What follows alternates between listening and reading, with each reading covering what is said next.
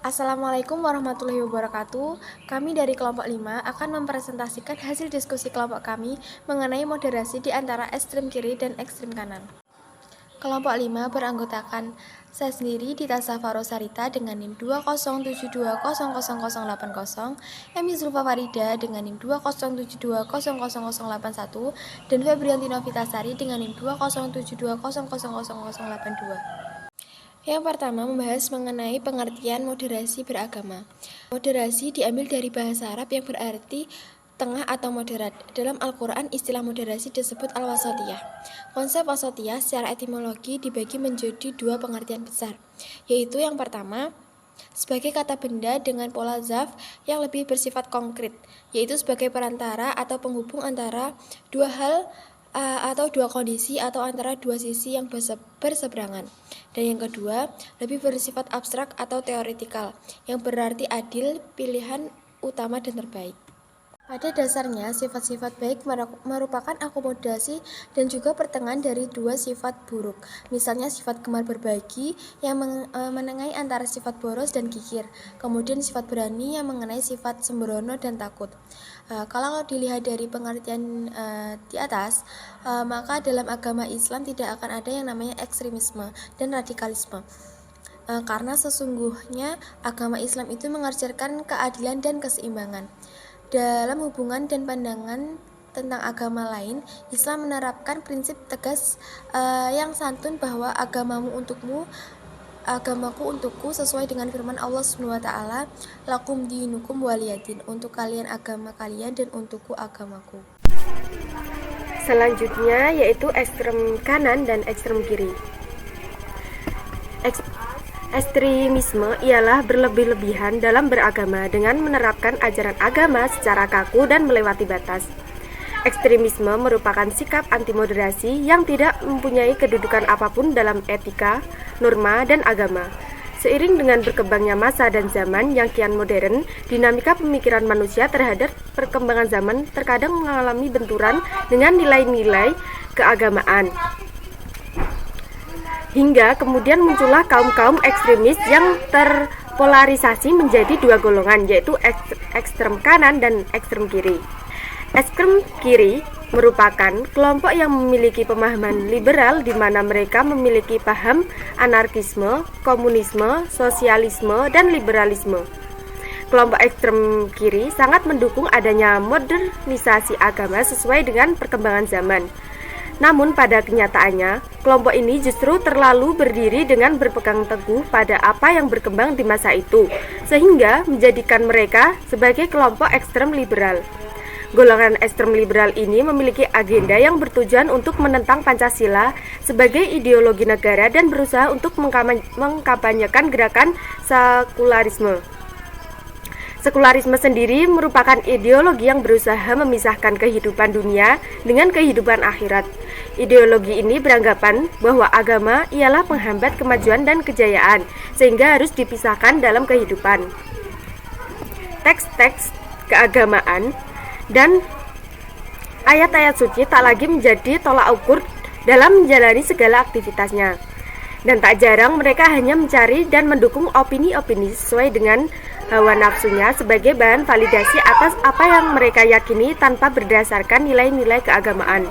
Beberapa contoh yang sering dipersoalkan oleh kelompok ini, misalnya mereka yang mempersoalkan perkawinan beda agama dan hal-hal lainnya. Yang kedua yaitu ekstrem kanan. Ekstrem kanan merupakan suatu paham Islam yang rigid atau kaku yang dengan mudah mengkafir-kafirkan orang lain yang berbeda dengan Islam.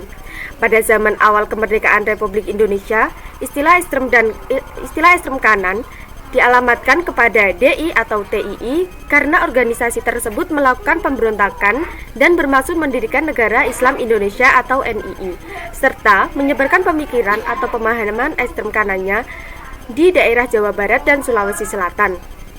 Di Yogyakarta dan sekitarnya pada tahun 1978 sampai 1980 muncul juga Komando Jihad di bawah pimpinan Warman yang bertujuan membentuk apa yang mereka sebut dengan Dewan Revolusi Islam Indonesia. Gerakan yang menentang Pancasila dan Undang-Undang Dasar 1945 ini dikenal ketika melakukan pembajakan pesawat Waila tahun 1981 dipimpin oleh Imron. Konsep ekstrem kanan merupakan satu kelanjutan dari rasa semangat beragama yang kuat yang ditindaklanjuti dengan berbagai relasi sosial dan politik. Kelompok ini memandang agama menjadi sumber motivasi pribadi, kelompok, bangsa, dan negara. Kelompok yang tidak menerapkan ajaran agama secara paripurna sebagaimana diperintahkan oleh agama dipandang sebagai suatu hal positif. Ciri-ciri dari kelompok ekstrem kanan ini ialah tidak mentolerir pandangan lain, terutama yang bersifat ideologis, tidak melihat pentingnya budaya masyarakat, menghendaki ajaran agama diterapkan secara paripurna mulai dari ajaran agama yang bersifat kehidupan pribadi, keluarga, masyarakat, bangsa, dan negara. Terhadap pihak yang tidak sepaham dengan pandangan keagamaannya, mereka tidak segan-segan memaksa pahamnya, meski dengan tindakan kekerasan. Persoalannya menjadi krusial ketika kelompok yang dipaksa itu adalah kelompok Muslim lainnya.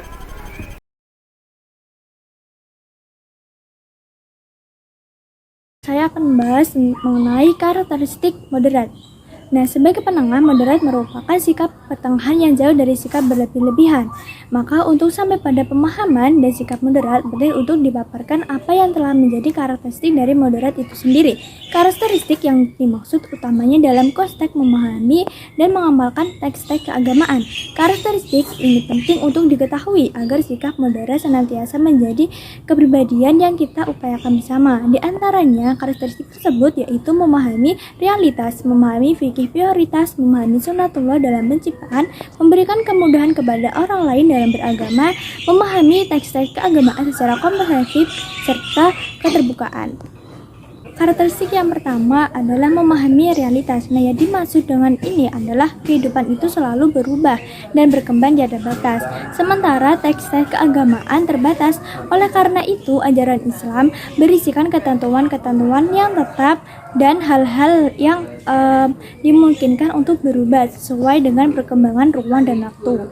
Yang kedua adalah memahami fikih prioritas. Nah, yang dimaksud di dalamnya adalah bahwa di dalam Islam itu ada suatu perintah serta larangan yang ditentukan secara bertingkat-tingkat. Misalnya saja ada perintah yang bersifat dianjurkan, terus ada yang bersifat diperbolehkan atau mubah, yang ditekankan untuk dilaksanakan atau sunnah muakkad, ada yang wajib dan fardu ain serta kifayah. Sedangkan larangan ada yang bersifat dibenci bila dilakukan dan ada yang sama sekali tidak boleh dilakukan atau haram. Karakteristik yang ketiga adalah memahami sunatullah dalam penciptaan. Sunatullah yang dimaksud dalam graduasi atau penahapan dalam segala ketentuan hukum alam dan agama. Demikian pula dalam penciptaan manusia, hewan, serta tumbuh-tumbuhan yang dilakukan secara bertahap. Seperti halnya penciptaan alam raya, ajaran agama pun diturunkan secara bertahap. Nah, pada mulanya dakwah Islam di Mekah menekankan sisi keimanan atau tauhid yang benar, kemudian secara bertahap turun-temurun menjadi ketentuan-ketentuan dalam syariat. Kemudian yang keempat adalah memberikan kemudahan kepada orang lain dalam beragama. Nah, sikap ini diterapkan oleh Rasulullah SAW ketika mengutus sahabatnya. Beliau berpesan agar memberi kemudahan dalam berdakwah dan berfatwa serta tidak mempersulit orang lain.